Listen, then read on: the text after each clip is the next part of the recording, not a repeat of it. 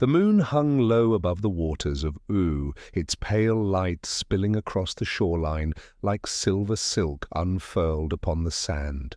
Pause. The tide rose and fell in a rhythm older than kingdoms, older than crowns, older even than the memory of mortals. At the edge of this world where ocean met earth, the land seemed to breathe with the patient sigh of eternity. You can almost hear it if you close your eyes. The faint whisper of waves brushing smooth stones, the occasional cry of a night bird drifting far above, and beneath it all, the quiet hum of something vast, hidden and waiting. It is here, on this silent shore, that forgotten stories are carried like seashells, polished by time until their sharp edges have softened into secrets. The world of Oo is not only a place of heroes and laughter, it is also a place of echoes. Every ripple of water, every stone embedded in the sand carries the memory of what has been. Perhaps, if you linger long enough on this quiet coast, you might hear them, tales not sung by bards nor written in scrolls, but murmured by the ocean itself. We begin here, because beginnings are always softer than endings. On the shore, one can learn the art of listening, not just with the ears, but with the soul. Have you ever wondered why waves never tire? They crash, retreat, and return again and again, as though the sea itself cannot help but breathe. And perhaps it is breathing, not in lungs, but in memory. Oo has endured calamity. The great mushroom war tore the world into fragments of its former self, scattering remnants of science and magic like debris after a storm. And yet, the sea remembers the shape of the land before it was broken. The waves that lap against your feet tonight are the same that touched the ruins of ancient cities, the same that heard children's laughter long before crowns and curses. Listening to the waves, you might notice something peculiar. They do not distinguish between sorrow and joy. The ocean does not choose whose memory is worth keeping. Every sound, every sigh is gathered in the same embrace. In this way, the sea is the great equalizer of Oo, a place where both kings and wanderers are returned to the same rhythm. But what of forgetting? What is the purpose of remembering if everything must eventually fade? Pause. Here, on this shore, you might reflect on the paradox of memory, that to remember is also to mourn. The ocean of Oo has gathered countless voices. The laughter of Princess Bubblegum when she was a child, experimenting with her first creation. The quiet song of Marceline, drifting over waters in the long centuries of her solitude. Even the broken mutterings of the Ice King, long before he forgot his own name. The sea keeps them all, a choir without conductor, endlessly repeating. And yet, you and I, fragile listeners, cannot hold so much. Our minds are like small shells, able to contain only a handful of sounds before they slip away. Perhaps this is why forgetting exists, to prevent us from drowning. If memory is the sea, then forgetting is the shore. We cannot live always beneath the water. Sometimes we must step onto land, carrying only what has been softened and shaped by time. Do you remember your earliest memory? Perhaps it is blurred, perhaps it feels unreal. But notice how it is less a perfect recording and more a symbol, a fragment. In the same way, the memories of Oo drift into symbols. The ruined castles, the half-buried machines, the songs hummed without words. The details fade, but the feeling remains, like the scent of salt carried inland long after the tide has gone. The silent shore is not only a place of endings, but of beginnings. In stories, shores are always thresholds. Heroes set sail from them. Wanderers wash upon them. Shores belong neither to sea nor to land, but to the space between. And is it not in the spaces between that truth is most often found? Consider Finn, the boy who became a hero. His adventures often began not in castles or thrones, but at thresholds. The space between childhood and responsibility, between dream and waking. On the shore, he once found seashells that whispered faint voices, perhaps remnants of a world before him. He listened, though he could not fully understand. It is this willingness to listen that marks the beginning of wisdom. Perhaps that is why you, too, find yourself here at this shore tonight, not to seek answers, but to rest in questions. What does it mean to exist in a world built upon ruins? What does it mean to walk where countless others have walked, laughed, cried, and vanished? These questions rise and fall like the tide. They need not be solved, only heard. Let us linger a little longer and think of time itself.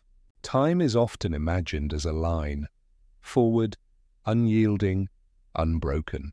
But here, on the silent shore, it feels more like water. It ebbs and flows, overlaps and returns.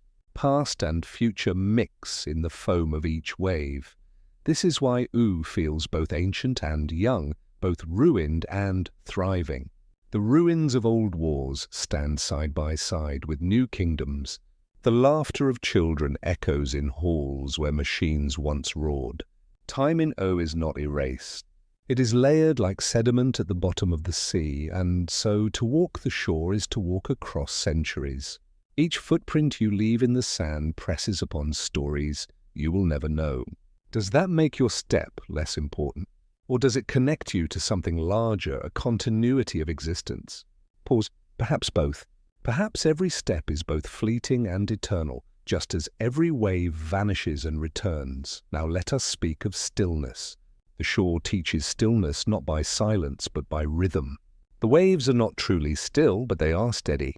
In their constancy, they invite your breath to slow, your thoughts to soften. Is it possible that stillness is not the absence of movement, but the presence of balance? When Finn and Jake rested after long adventures, it was not because the world ceased to move, but because they aligned themselves with its rhythm. The same is true for you as you sit upon this shore. Stillness is not the stopping of time, but the acceptance of its flow. Close your eyes, if you wish. Imagine the cool grains of sand beneath your fingers, the damp air brushing against your face, the faint taste of salt on your lips. Notice how your body responds, not by resisting, but by yielding. The ocean does not demand. It simply continues. And in that continuation, you too may find peace. The silent shore is but the first threshold of our journey through the hidden stories of Oo. It reminds us that listening is as powerful as speaking, that forgetting is as necessary as remembering, and that stillness can be found in the rhythm of endless motion. As you rise from the sand and turn inland, the whispers of the waves follow you, soft, patient, promising. Ahead lies forest, ruin, and song. But for now, let us carry the hush of the shore within us, like a shell pressed gently to the ear. The path leaves the shore and drifts into the trees. Keys. At first, the forest seems merely dark, a tangle of shadows where moonlight struggles to enter. But as you step further in, your senses adjust. The air here is thicker, cooler, carrying the earthy scent of moss and wet bark. Every branch seems alive with whispers. Not of voices as we know them, but of leaves brushing against one another, of roots shifting beneath the soil, of old secrets hidden in the breath of trees. The forest in Oo has always been more than wood and leaf. It is a labyrinth of memory and possibility, a place where stories grow alongside branches. Some trees are young, their bark smooth and pale. Others are ancient, their trunks split by lightning, their crowns heavy with time. If the sea is the memory of all things, then the forest is the dreaming of them. Close your eyes for a moment and listen. Can you hear it? The forest breathes differently than the shore. It is slower, deeper, almost like the heartbeat of something vast and patient. This is the whispering forest, where shadows stretch long and the past walks alongside you, disguised in the rustle of leaves.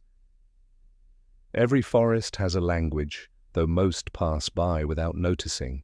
Here in Ooh, the trees speak through rhythm and gesture, the bending of branches in the wind, the soft crack of wood in the night, the way roots curl around stones as though protecting them. But there are whispers too, faint and elusive. Some say the trees of Ooh remember the old world, that their roots dig not only into soil but into forgotten time. Could it be that the sap flowing within them carries the residue of voices, laughter, and sorrow once spilled into the ground? Marceline once sat beneath these boughs, strumming her bass while the forest leaned in, listening. The notes vibrated through bark and into the earth, mingling with older melodies, songs sung long before her. Did the trees remember her father's realm? Did they remember the sorrow of humans who once built homes nearby, now long gone? The trees do not answer directly, but in the trembling of their leaves you may sense a reply. Have you ever spoken aloud to a tree? Not in the language of words, but in the language of presence. Leaning against its trunk, feeling the slow pulse of its life. If you have, then you know that silence itself can become a dialogue. Forests have always been mirrors. When you enter them, you are not only surrounded by trees, you are surrounded by yourself. Each path forks like a choice. Each clearing opens like a memory. The whispering forest does not give you what you ask for, but what you carry.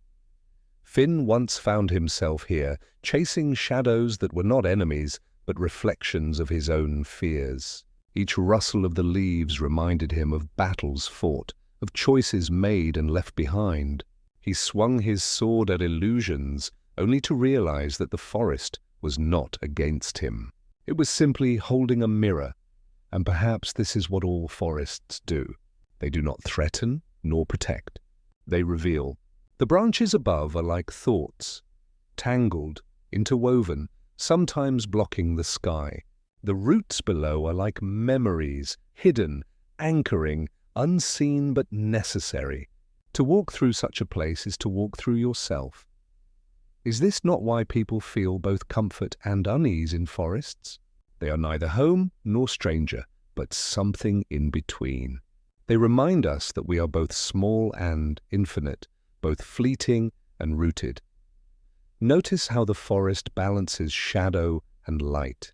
The canopy is dense, but shafts of moonlight pierce through, striking the ground in sudden brilliance. A fern glows for a moment, then fades back into obscurity. A path appears lit for only a few steps, then vanishes. Is this not how understanding works? Rarely do we see the entire picture. Instead, clarity arrives in fragments, illuminating only part of the path. We walk forward anyway, carrying that fragment like a lantern. The creatures of Ooh know this well. Some, like the gentle fireflies, carry their own lights within them, drifting among the branches like tiny moving stars. Others, like the owls, thrive in shadow, their eyes wide enough to turn darkness into vision. Both are necessary. Light without shadow blinds, shadow without light consumes. The forest holds both, teaching balance through its very being. And so when we find ourselves in confusion, in questions without answers, perhaps the forest offers comfort. It reminds us that partial light is enough. We do not need to see the entire path, only the next step. What then of the whispers? Some say they are merely the wind. Others believe they are echoes of spirits, fragments of those who lived and returned to the soil. But perhaps whispers are something else, the sound of connection. Every leaf that trembles is connected to a branch, every branch to a trunk, every trunk to roots that intertwine beneath the earth. The forest is not a collection of separate beings, but a single organism murmuring to itself. Its whispers remind us that individuality is never isolation. Think of yourself. You breathe because trees exhale. They live because you exhale. You walk upon soil enriched by countless lives before you. You speak words that are older than your tongue, shaped by ancestors you never met. In this sense, you too are a whisper in a greater forest. One voice among many, yet part of a single chorus. When you feel alone, remember this: you are never separate from the whole. The very air you draw into your lungs connects you to everything around you. Like the forest, you are rooted in a network unseen yet undeniable. Now let us pause. Pause. Imagine lying upon the soft moss at the heart of the whispering forest. Above you, branches weave a lattice of shadow and silver light. The scent of pine and damp earth fills your breath. Around you, the quiet hum of insects and distant calls of night creatures. Here the forest invites you not to act, but to rest. There is no urgency, no demand. The trees grow whether or not you hurry. The moss spreads whether or not you plan. In this stillness, you are reminded that life does not always require striving. Sometimes it requires surrender. What does surrender mean? Not defeat, but release. The release of carrying everything alone. The release of needing answers before their time. The release of resisting what is already unfolding. In the forest, surrender is natural. A leaf falling when ready, a seed sprouting when the soil is warm. And perhaps in your own life, surrender can be as gentle. Not giving up, but giving over.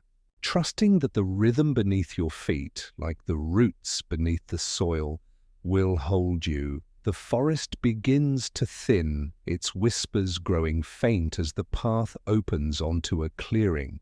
Pause. Here, moonlight falls more freely, illuminating fragments of stone scattered like broken teeth across the earth. You step forward, and the ground crunches with gravel and remnants of old walls. The air is different here, heavier, tinged with dust and memory. The ruins stand in silence, yet their silence is not empty. It is dense, filled with the presence of what once was. Columns lean against the night sky like weary travelers. Archways frame nothing but stars. Vines crawl over forgotten carvings, wrapping themselves around words no one can read. These are the forgotten ruins of remnants of a world shattered by fire and folly. And yet, for all their decay, they do not feel dead. They feel suspended as though waiting for footsteps such as yours, for voices that might echo through their hollow halls, for someone willing to remember. Every stone you see here has outlived lifetimes. They stood when towers rose proudly toward the heavens. They stood when flames consumed the skies. They stood when silence followed, and no one remained to speak of what had been. Stones are witnesses. Unlike parchment, they do not burn easily. Unlike memory, they do not fade quickly. They endure, carrying the weight of centuries without complaint.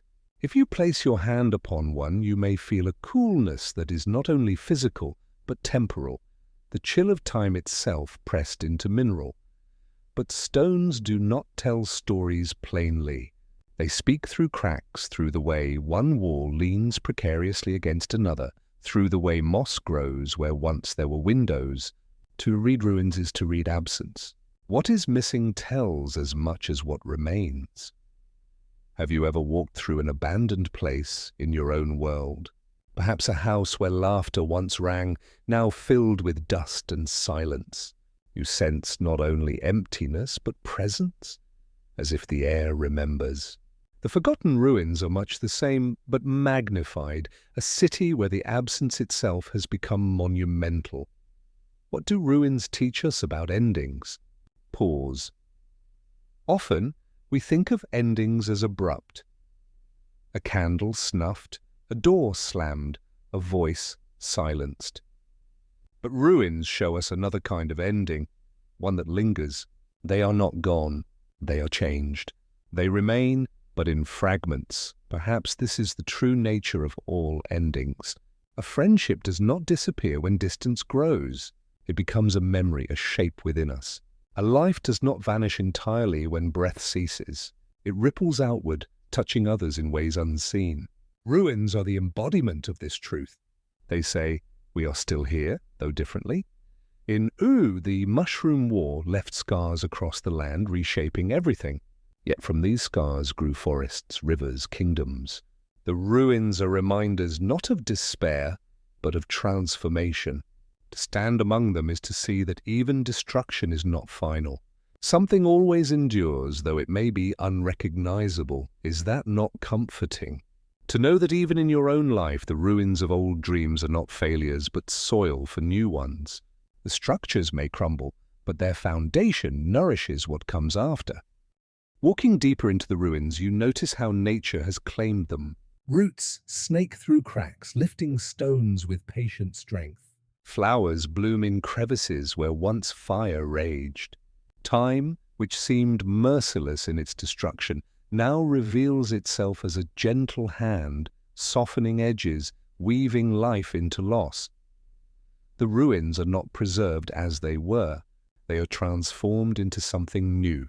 This blending of decay and renewal is perhaps their greatest beauty. They remind us that nothing remains untouched, but neither is anything entirely erased. Consider your own scars, visible or hidden. At first, they may feel like wounds, harsh, unyielding, reminders of pain. But over time, they soften. They become part of you, integrated into your story. The ruins, too, are scars upon the earth.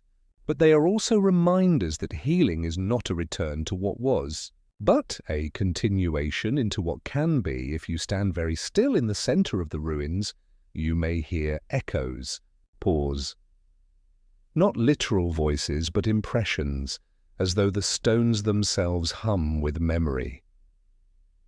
Imagine the people who once lived here. Children chasing each other through streets now buried. Merchants calling out their wares beneath archways now open to the sky. Scholars tracing symbols on walls now fractured. Their presence lingers, not in detail, but in feeling. This is the paradox of ruins. They are empty, yet full. They hold absence as if it were a treasure, offering it to anyone willing to pause and listen. Finn once wandered through ruins like these, his footsteps stirring dust from the stones. He asked aloud, "Who lived here? Who built these walls?" There was no answer. And yet, in the silence, he felt less alone. Because to question is also to connect. To wonder is to acknowledge that others came before. Do you not feel it too? As you walk here, you join a lineage of countless unknown wanderers. Their names may be lost, but your footsteps echo theirs. The ruins do not distinguish between past and present. They hold both together in their embrace. What do ruins tell us about fragility? That even the grandest structures fall, that no tower is invincible, no kingdom eternal. And yet fragility is not weakness. Fragility is what allows beauty to exist. Glass is fragile, yet its clarity reveals the world. Flowers are fragile, yet their brief blooming fills us with wonder. Human life is fragile, yet within its brevity lies meaning. If we were unbreakable, would we value what we have?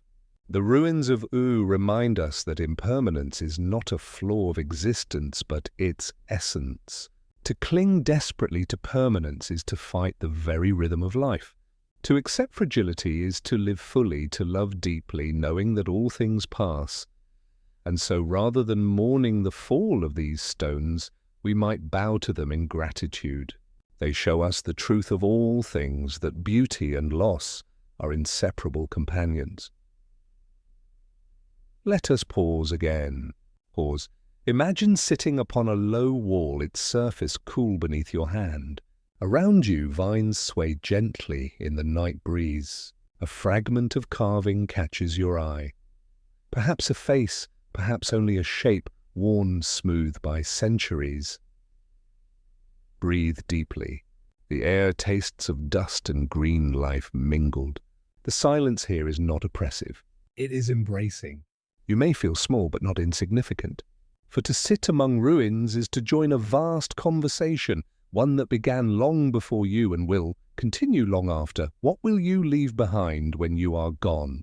Not structures perhaps, but gestures, kindnesses, words, laughter. They too may crumble, may fade, but fragments will remain. Someone, someday, will feel them as you feel the presence of those who once stood here. This is the gentle promise of ruins, that nothing is entirely lost.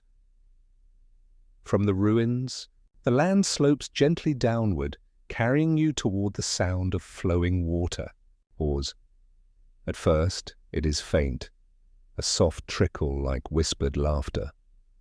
Then as you approach, it grows fuller until you stand before a river winding through the heart of Oo. Its surface glimmers beneath the moonlight, a silver ribbon stretching into shadow. This is no ordinary river. Its waters are unnaturally still in some places, mirror-smooth, reflecting stars and branches as though the sky itself has bent downward.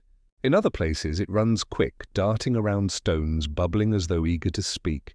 The people of Oo call it the River of Reflections, for it does more than quench thirst or carry boats. It reveals, step closer, look into its depths. You may see your own face, but not as it appears in mirrors of glass. Here the river shows more, your past, your hidden self, perhaps even glimpses of what might yet be. It is a river of truth, though truth is never simple. What is a reflection? Pause. At its simplest, it is light bouncing back from a surface. But here reflection is more than physics. It is memory. It is meaning. It is the reminder that what we see outside is often shaped by what lies within. Consider when Finn once stood by these waters weary after battle. In his reflection, he saw not only his face but the boy he had been. Small, hopeful, untested. He also saw the man he feared he might become, hardened, lonely, scarred. The river showed him not lies, but possibilities. It asked him, who are you becoming? Reflections are never static. Look at the water now. A ripple distorts your image, reshaping it, pulling it apart. A gust of wind scatters light across the surface, breaking your face into fragments. So too are we ever changing. Who you are in this moment is not who you were yesterday, nor who you will be tomorrow. And yet, like the river, there is continuity beneath the shifting surface. Perhaps this is the gift of reflection, to remind us that we are both fluid and constant. We change endlessly, and yet remain ourselves. Some say the river remembers. Every tear that falls into it, every drop of rain, every stone that slips from the bank carries with it a trace of experience. Over time, the river gathers these traces, weaving them together until it holds the stories of countless lives. Imagine dipping your hand into the water. The chill is sharp, and for a moment you feel not only the cold but something else. A faint stirring, as though the current carries more than liquid. Perhaps it carries echoes of Marceline's songs, once sung while she floated lazily on its surface.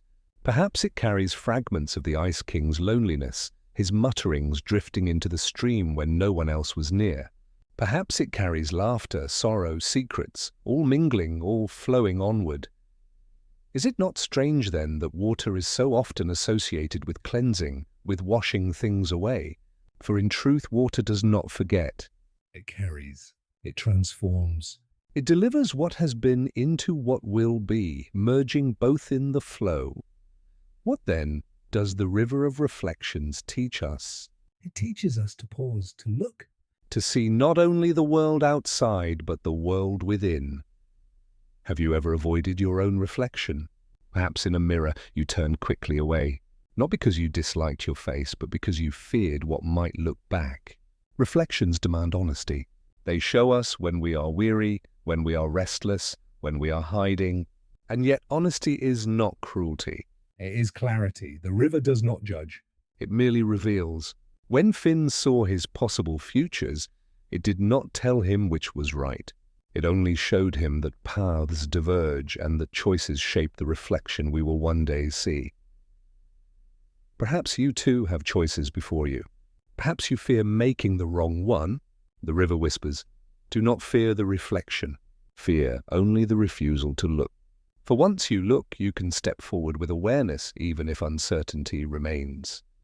Notice how the river moves, slowly in some places, swiftly in others, always forward, always toward the unseen sea. This is time itself. We often wish time would pause, to hold a moment forever. But the river shows us that even in still pools, the current continues beneath.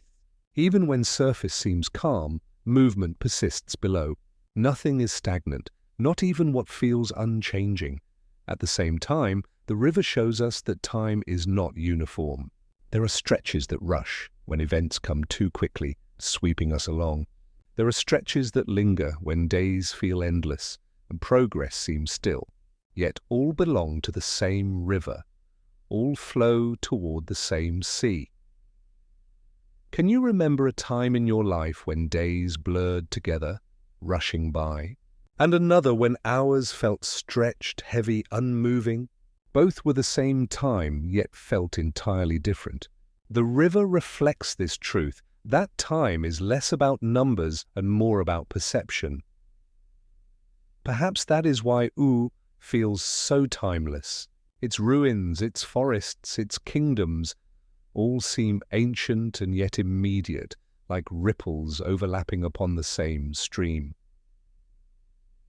Let us speak now of depth. Pause. When you look into the river, you see only the surface first. But if you lean closer, you notice layers, pebbles glinting beneath, fish darting like thoughts, shadows shifting as though the water dreams.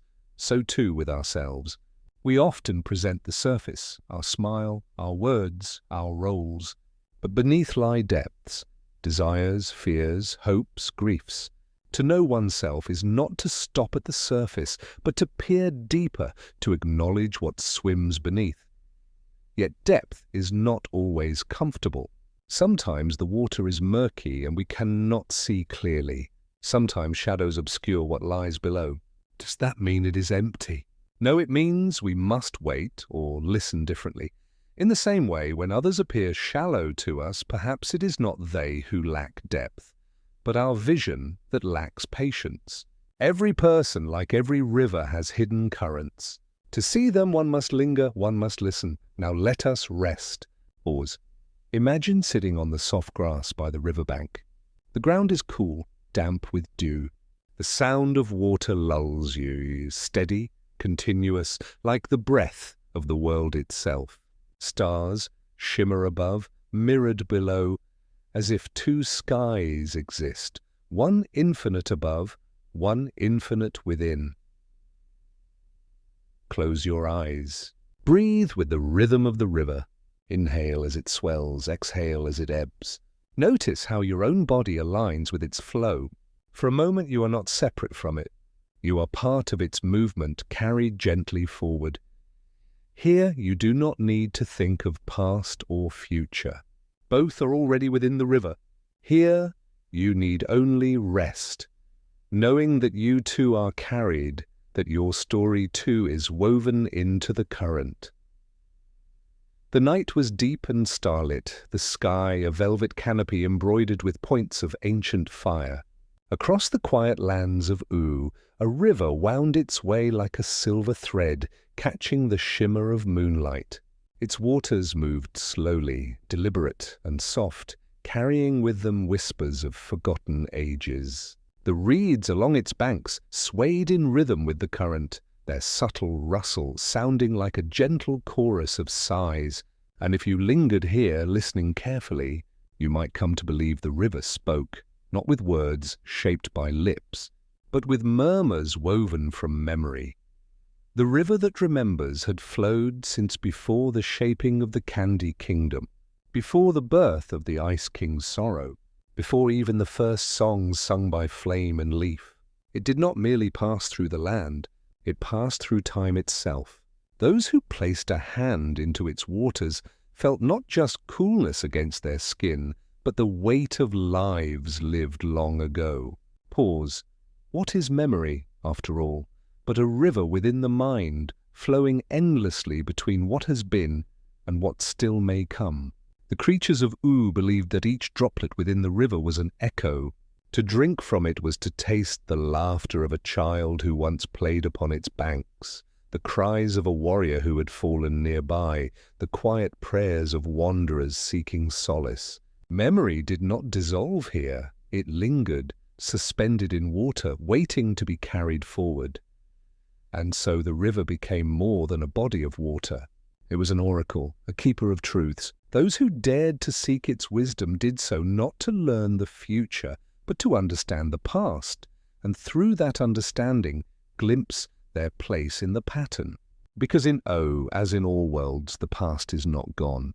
It clings like mist, it shapes the soil beneath our feet, and it lingers within the marrow of our being.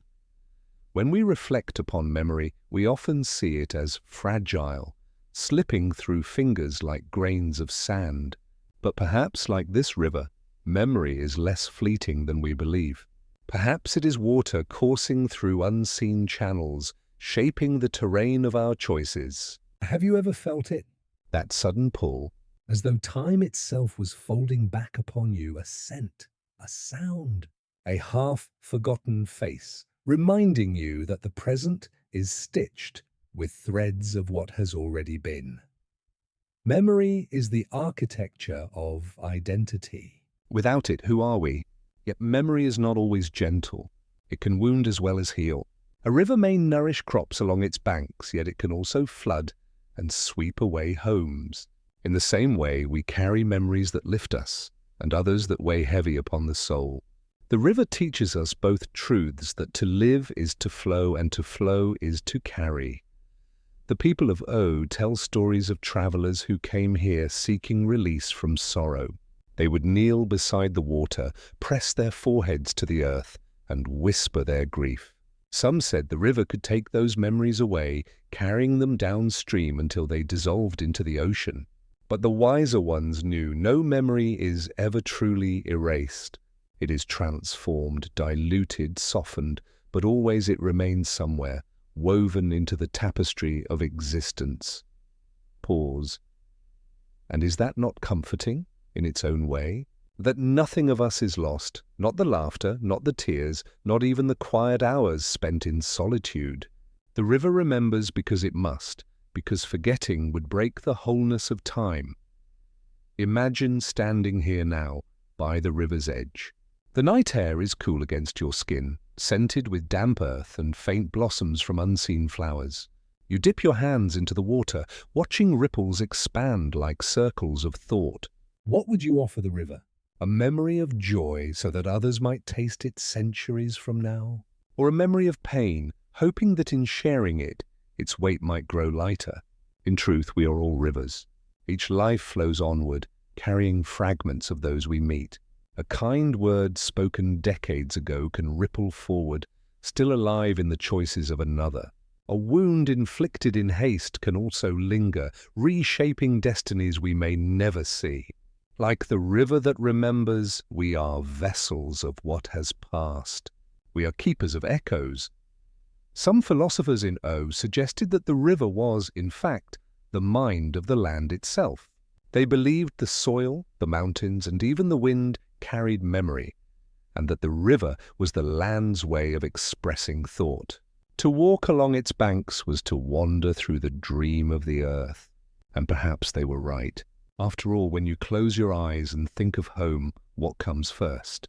Is it not the sound of water, the smell of rain, the feel of the ground beneath bare feet? The land remembers us even as we remember it, but memory, like water, is not static. It changes shape. It evaporates, condenses, returns as rain. In the same way, our recollections are never fixed. They shift, they blur, they take on new meanings as we ourselves change. The river that remembers does not freeze into one image of the past. It flows, reminding us that memory is alive. This truth carries with it a gentle mercy. For if memory is alive, then pain is not eternal. Sorrow can be softened by time's current, reshaped into wisdom, into compassion. And joy, though fleeting in its original moment, can be renewed each time it is remembered, each time its echo touches another soul. Perhaps this is why the people of U come here not only to grieve, but also to celebrate. Marriages were once blessed on its banks, with couples dipping their joined hands into the water, symbolizing that their shared life would flow with memory. Elders told their stories here so that their words might mingle with the river, to be carried on forever. And children laughed as they splashed in the shallows, unknowing that their joy was being woven into the fabric of eternity. Pause. And you, listening now, your memories, too, are part of this same current. Every breath you've taken, every kindness you've offered, every lesson you've learned, it all flows onward into the great river of being. As dawn approaches, mist rises from the surface of the river that remembers, curling like pale smoke. The stars fade and the sky softens into a blue-grey veil. The river does not rest. It moves with steady patience, bearing the weight of centuries without complaint. Watching it, one feels a certain humility. For what are we but streams within a larger flow? And yet within that humility lies freedom. We do not have to hold every memory ourselves, clutching them in fear of loss. The river holds them for us. The world itself is our companion in remembering, and so we are free to let go, to flow forward, trusting that nothing truly vanishes. The river that remembers whispers, "Live gently. Flow onward. Do not fear forgetting, for you are remembered." The path from the river wound gently into the hush of ancient woods. At first, it was only a scattering of trees, their trunks slim and unassuming, their leaves trembling lightly in the breeze. But soon the growth thickened, the canopy arched above like a vaulted cathedral of living green, and the air grew cool, filled with the earthy fragrance of moss and leaf fall. Sunlight filtered through in shifting beams, catching dust motes that floated like tiny lanterns. The deeper one walked, the more one felt it, that subtle awareness, as though unseen eyes observed each step. This was the forest that watches, a place older than kingdoms, older even than the ruins scattered across U. Its roots stretched so deep into the earth that they touched forgotten bones, and its branches reached so high they brushed against the dreams of stars. The forest did not merely stand still. It listened. It remembered. It watched. Have you ever felt the quiet gaze of trees? Standing alone in the woods, the wind brushing through branches, the silence is never empty. It is filled with presence, vast and patient. Pause. The people of U believed this forest was alive in a way that went beyond bark and leaf. They said each tree was an eye, each rustle of branches a whisper of thought, and each shifting shadow a gesture of recognition. The forest did not judge, but it saw. It saw the wanderers who entered with reverence, bowing their heads to touch the moss with their hands. It saw the careless, who hacked at its branches or disturbed its soil, and it remembered. The forest's memory was not like the river's, fluid and flowing. It was rooted, slow, enduring, impossible to erase. A scar on a tree could remain for centuries. So too did the forest hold scars within its awareness. This sense of watchfulness unsettled some. They feared the gaze, as though their hidden selves might be laid bare. Yet others found comfort in it. For in being seen, truly seen, we are reminded that we are not alone. Is there not, in each of us, a yearning to be witnessed, not for what we pretend to be, but for what we are? The forest that watches offered this gift, a gaze stripped of illusion, steady and eternal. But to be seen is also to be humbled.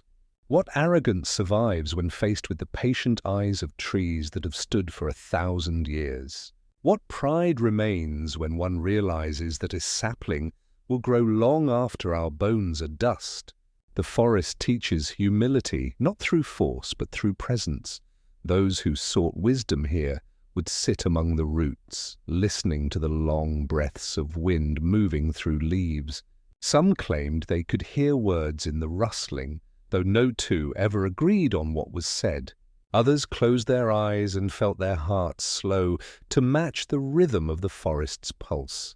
In its watchful silence, the mind unravels its tangles. Worries dissolve, not because they are solved, but because they are dwarfed by the immensity of time. Pause. How small our anxieties appear when set beside a tree that has endured countless winters. How fleeting our triumphs seem when measured against the slow patience of growth. And yet does that smallness make them meaningless? Or does it remind us that even in our brevity, we are part of a larger song? The forest that watches answers with stillness. It reminds us that meaning is not only in grand acts, but also in quiet persistence, in the unfurling of a leaf, the slow healing of bark, the way roots spread unseen, weaving connections beneath the soil. Imagine walking deeper into this grove. The ground is soft with fallen leaves, cool against your steps. Shafts of sunlight move across the moss like golden tides. And all around, the trees lean closer, not menacingly but curiously, as though they wish to understand you. You feel their gaze, not a single pair of eyes, but thousands, each branch and leaf a point of perception. They are not asking you to perform. They are simply bearing witness.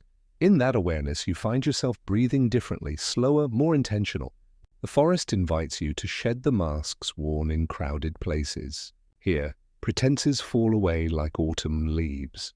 There is no need to prove, no need to strive.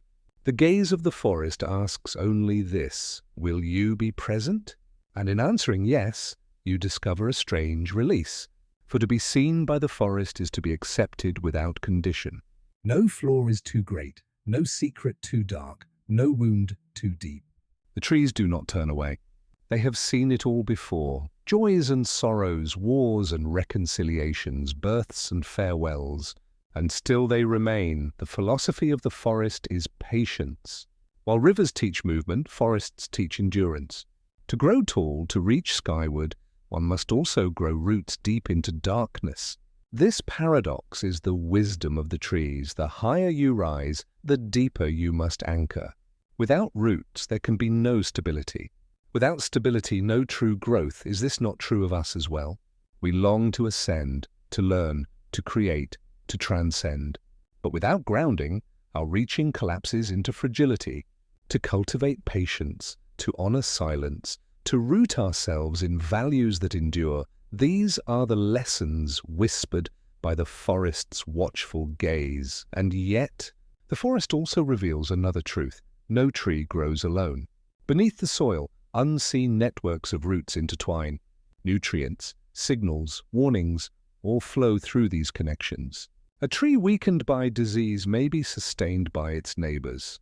A sapling shaded from light may be nourished until it can rise. The forest watches, yes, but it also supports, holding itself together in ways unseen. What might we learn from this? That being witnessed is not only about recognition, but about interconnection. To be seen is also to be held, to be sustained. Stories in O tell of wanderers who became lost in the forest, only to discover that they were never truly alone. Some claimed they felt roots shifting beneath their feet, guiding them gently towards safety. Others said the trees themselves bent their branches to form paths. Whether these tales are true or not, the essence remains. The forest does not abandon those who enter with open hearts. It sees them, and in seeing, it guides them. Pause. Perhaps we, too, are watched by forces beyond our comprehension, not in judgment, but in care. The stars, the winds, the earth itself may hold us in their gaze, reminding us that our journey is not unseen. Is that not in its way a kind of comfort? As twilight falls within the forest, shadows stretch long and the air cools further. Fireflies begin to stir, their lights flickering like scattered embers. The trees remain steady, their silence deepening into a lull. You realize that you are not weary, but calm, your thoughts softened by the patience of trunks and leaves. The forest's watchfulness is not oppressive. It is a cradle, holding you gently until you are ready to move on. When at last you step beyond the tree line, the world opens once more into rolling hills beneath a sky now jeweled with evening stars. Yet something of the forest lingers. You feel lighter, clearer, as though the gaze of the trees remains within you, guiding each step. The forest that watches has taught us the power of patience, the freedom of being truly seen, the humility of time, and the strength of interconnection. And now, As we walk onward, we hear another sound carried upon the wind, the low, resonant tolling of distant bells. The hills roll gently beneath the twilight, their contours soft as if carved from dream stuff.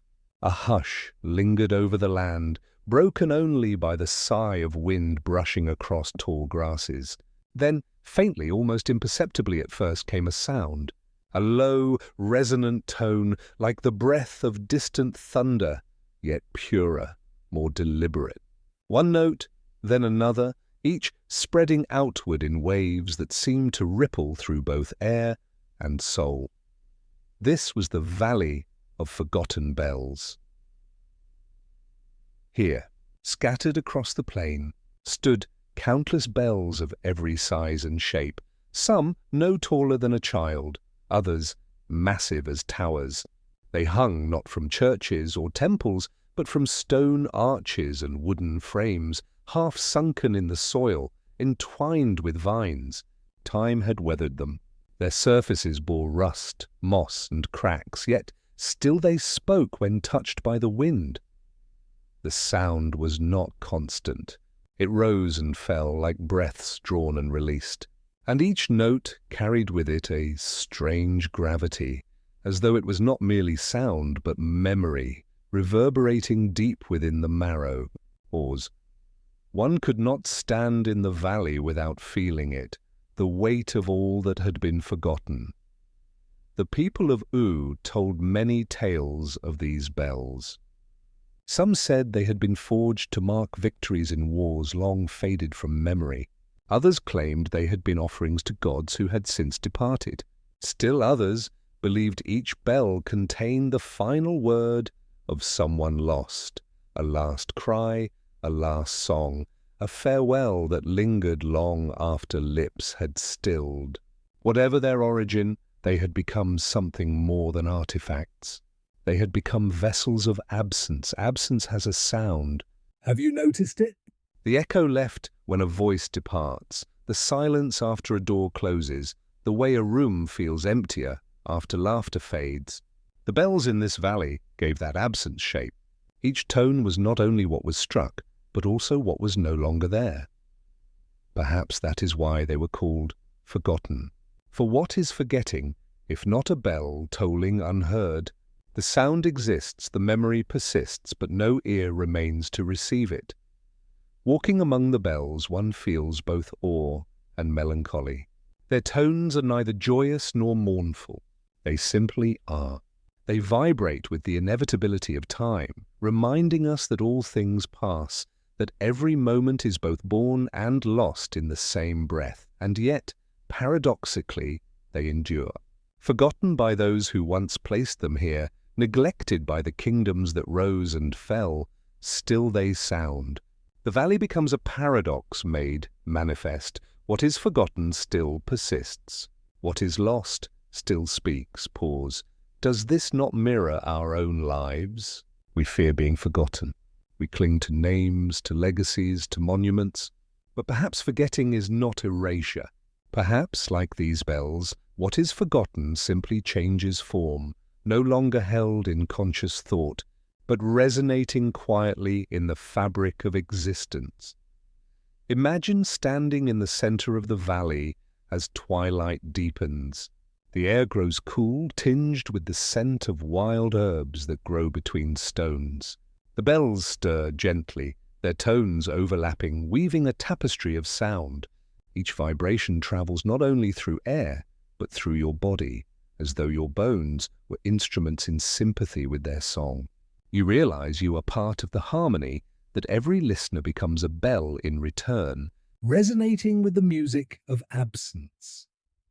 It is said that if you close your eyes here and listen long enough, you may hear your own forgotten moments tolling among the bells, a childhood memory left behind, a dream once cherished and set aside, a name once spoken daily, now fallen into silence. They emerge not to haunt, but to remind you that forgetting is not failure. It is a natural rhythm, the space that allows new moments to arise. Philosophers of reflected often on this valley. They argued that the bells revealed the truth of impermanence. Nothing, they said, is meant to be held forever. To cling is to resist the tolling, to deny the bell its song.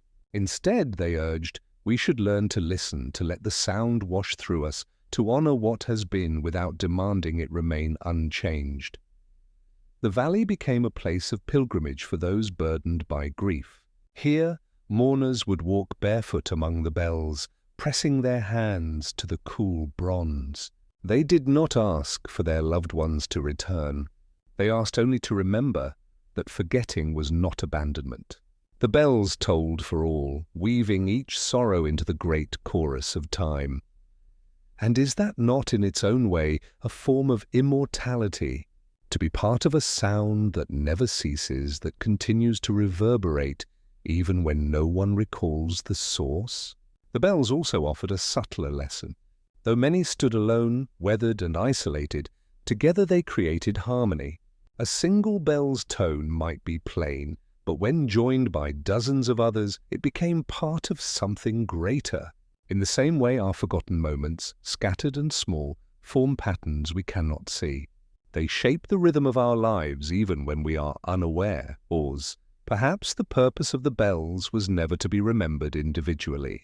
Perhaps their true beauty lies in their collective song, the way they merge into one continuous presence. This too is a reflection of our existence. Each life, each choice, each word may seem fleeting, even forgotten.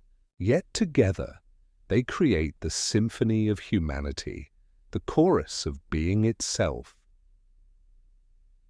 As the night deepens, stars awaken above the valley, their light glinting faintly off the bells' worn surfaces. The tones grow softer, hushed, as though the valley itself is preparing to sleep. You feel a quiet peace, knowing that forgetting is not the end but another form of remembrance. For the bells prove that what we think is lost still lingers, vibrating gently in the silence.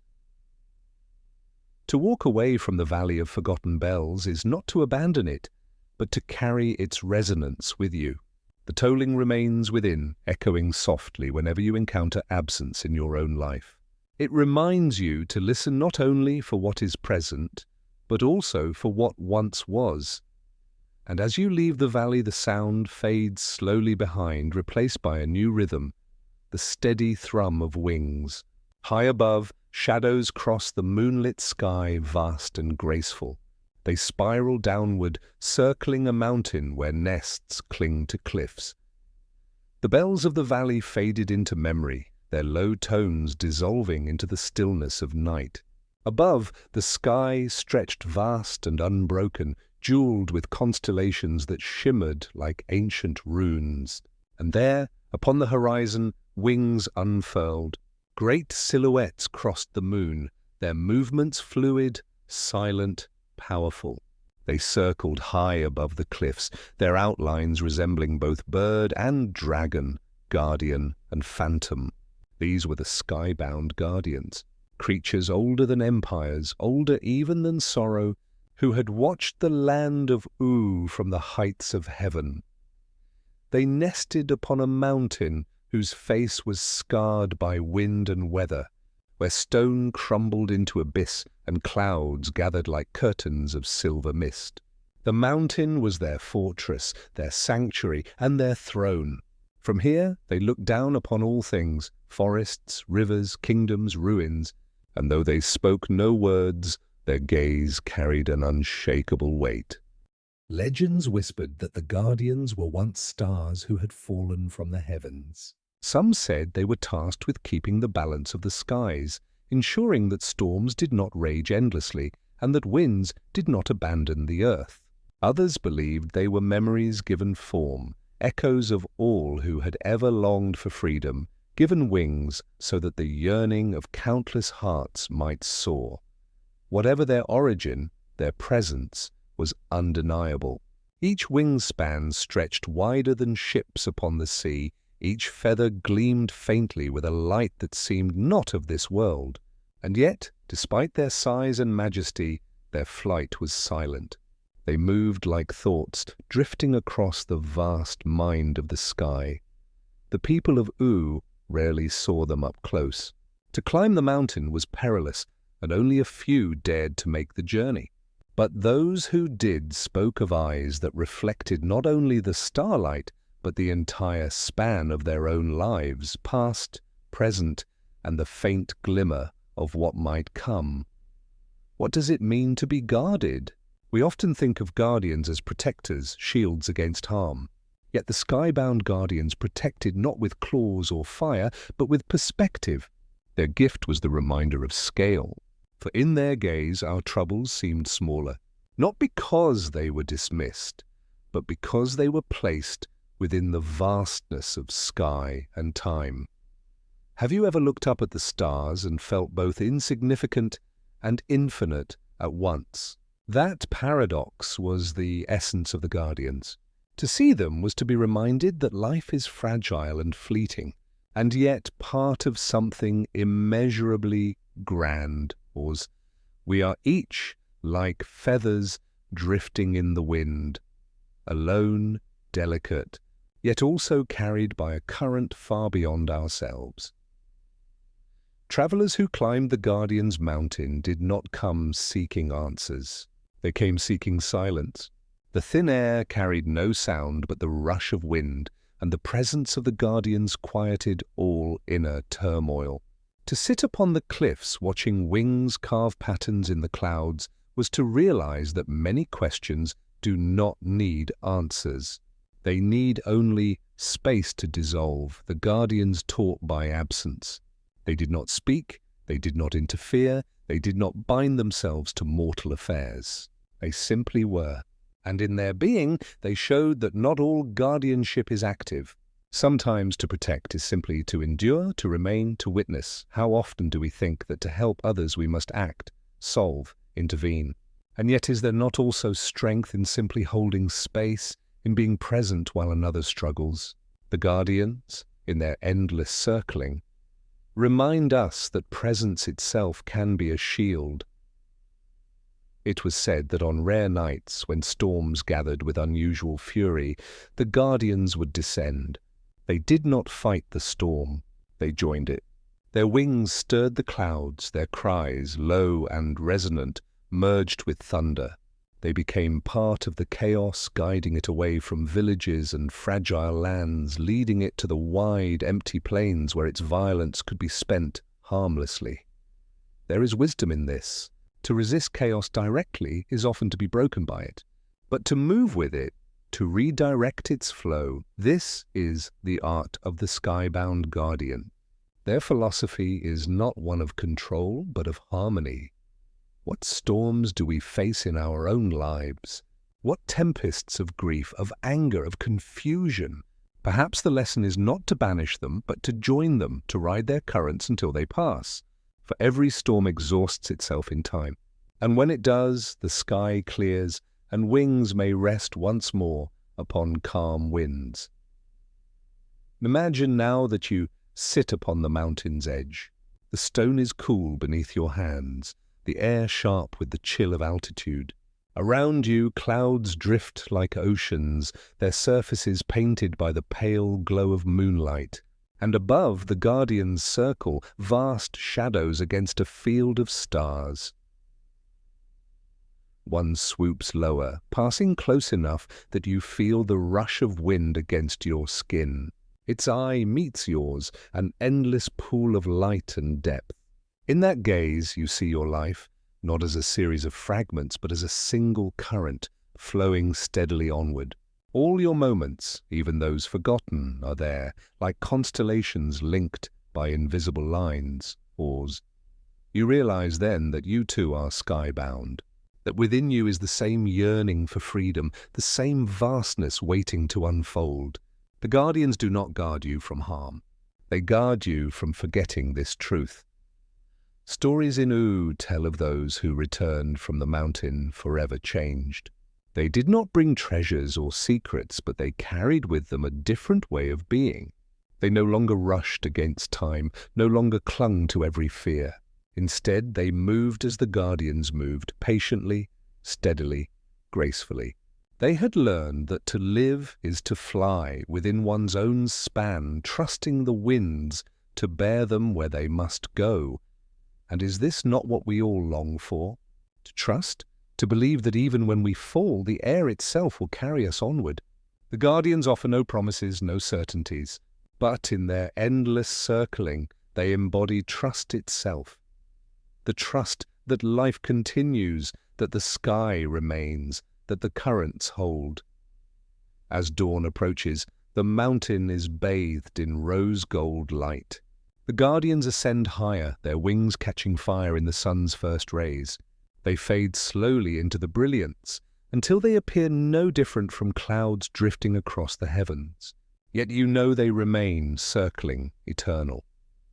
With your heart steadied and your gaze lifted, you descend the mountain. The world below greets you anew, yet your steps are lighter, as though wings shadow your every movement. The sky-bound Guardians have shown us the wisdom of presence, the power of harmony with storms, and the vast perspective of the sky. And as we walk onward, the land shifts once more. The earth begins to tremble faintly, as though stirred by something vast and hidden beneath its surface. The path from the mountain led downward, winding through valleys where mist gathered like memories unwilling to fade. Each step carried you closer to the deep places of the earth, where light seldom entered, and where silence was not the absence of sound but its transformation.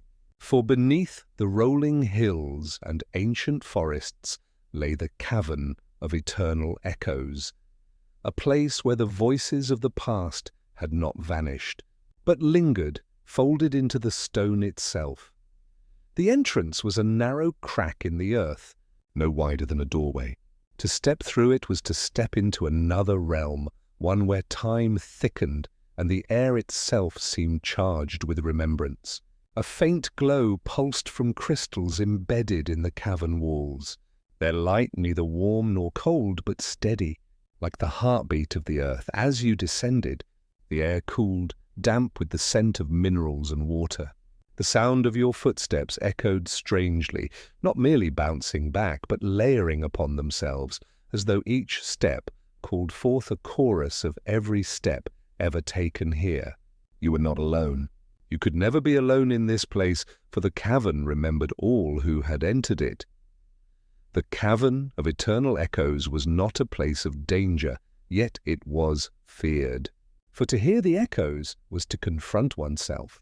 Every word spoken here returned, not in the same tone, but in a voice altered, aged, deepened, or strangely softened, as though the cavern itself had contemplated your words before giving them back. Imagine whispering a secret into the dark and hearing it returned as though spoken by your future self. Imagine crying out in grief, only for the cavern to echo back with the same cry, gentler, as if 1,000 voices had learned compassion through repetition. This was the gift and the challenge of the cavern. It did not judge, but it revealed. It reminded wanderers that no word, no breath, no moment truly vanishes.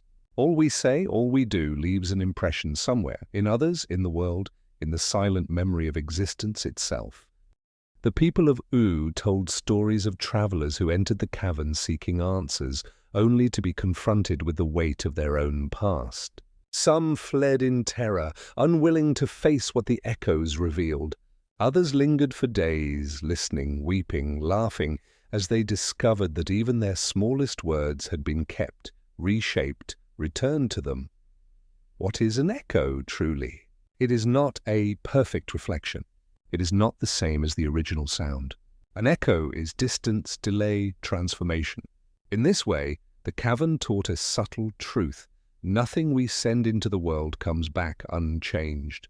Our anger may return softened, our love may return magnified, our indifference may return as emptiness.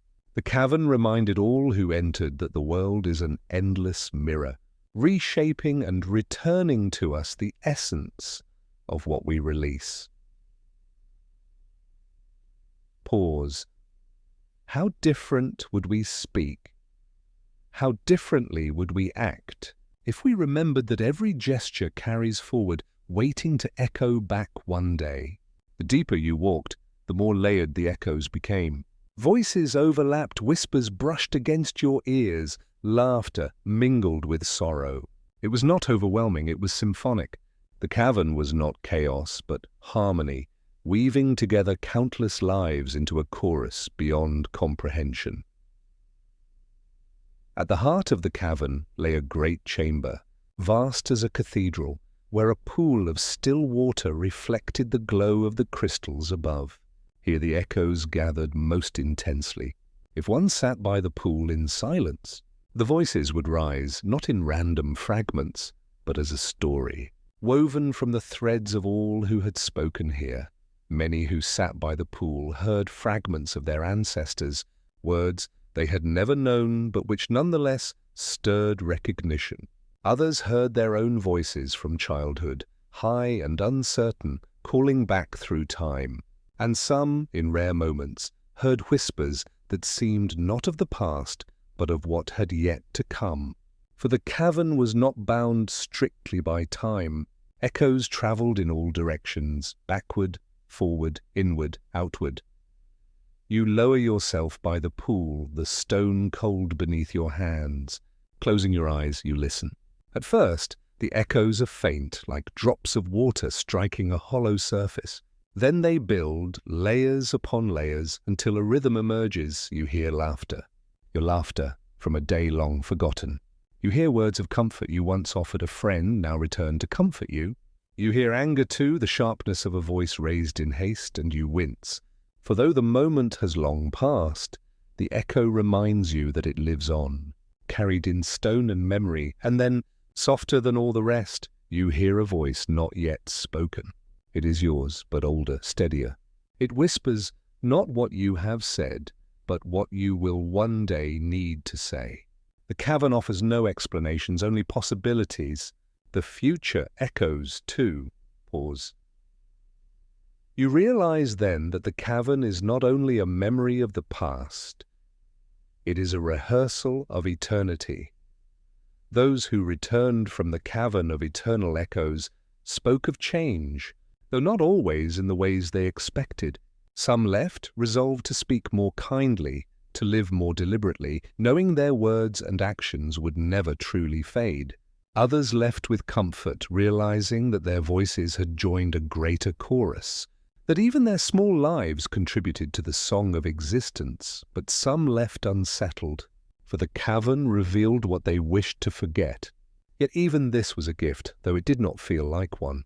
For to face one's echoes is to face oneself honestly, and honesty is the beginning of wisdom. How many of us run from our echoes in daily life? We distract ourselves, fill the silence, avoid the stillness where old words and old memories rise. Yet the cavern reminds us there is no running. Sooner or later the echoes return, and when they do, we are invited, not punished, not condemned, but invited, to listen, to learn, to release. As you rise from the pool, the echoes soften. The chamber quiets, though not completely. A low hum remains, as though the cavern itself breathes with you. You feel lighter, not because your burdens are gone, but because you see them differently. They are no longer weights to be carried, but voices to be heard. Voices that will fade, transform, and return in gentler forms. When you leave the cavern, the light of day seems brighter, sharper.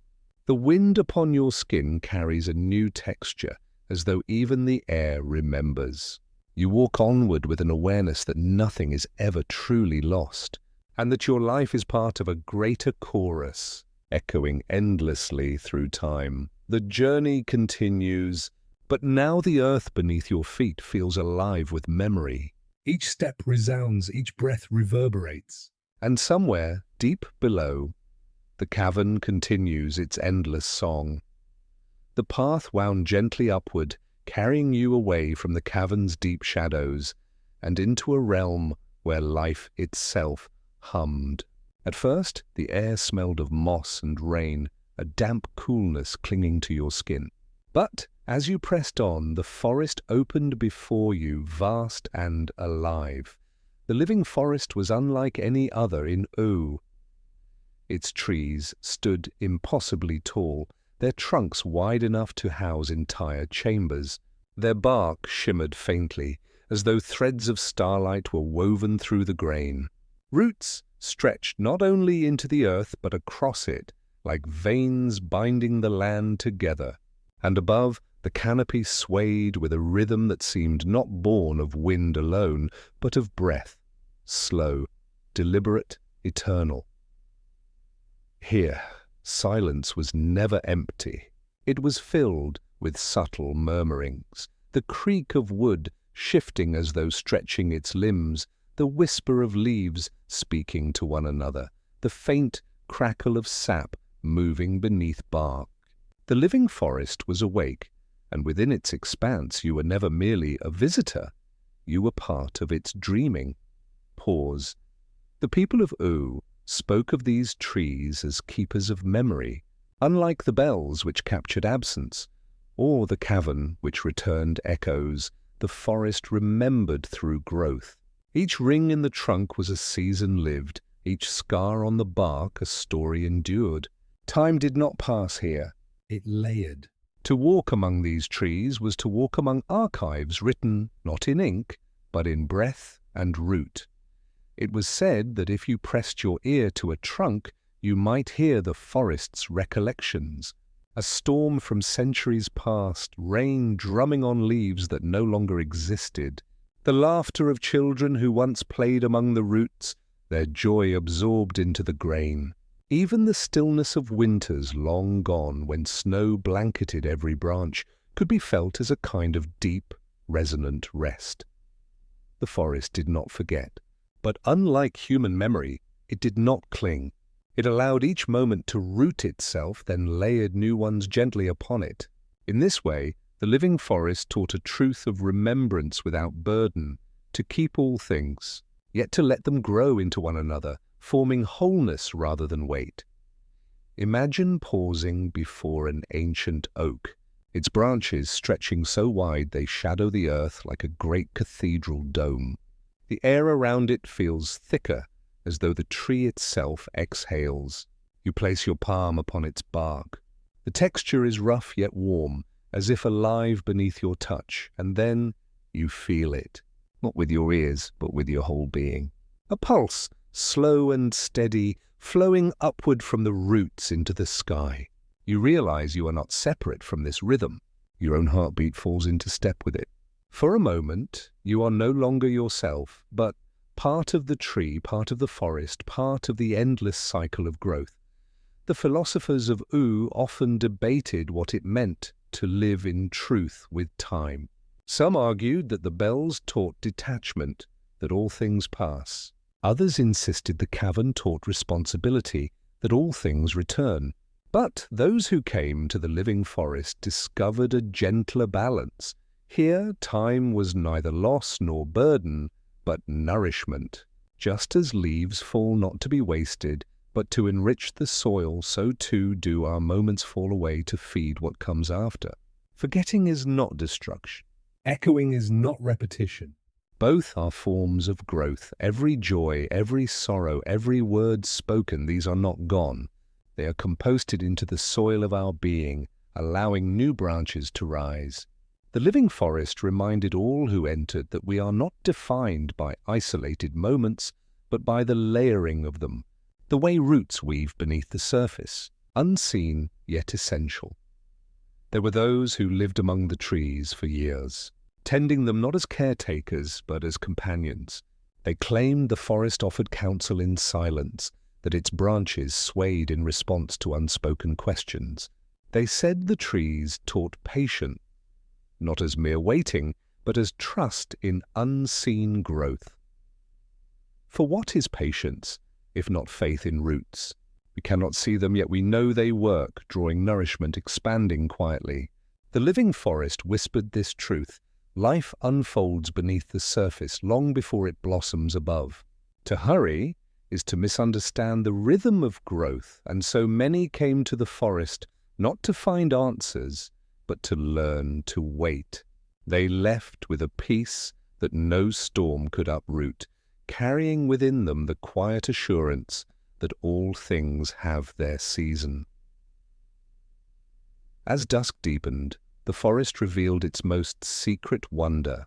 Fireflies drifted upward, gathering among the branches, their glow weaving constellations of light. The canopy became a mirror of the heavens, stars above and stars below, until you could not tell where sky ended and forest began. The trees hummed faintly.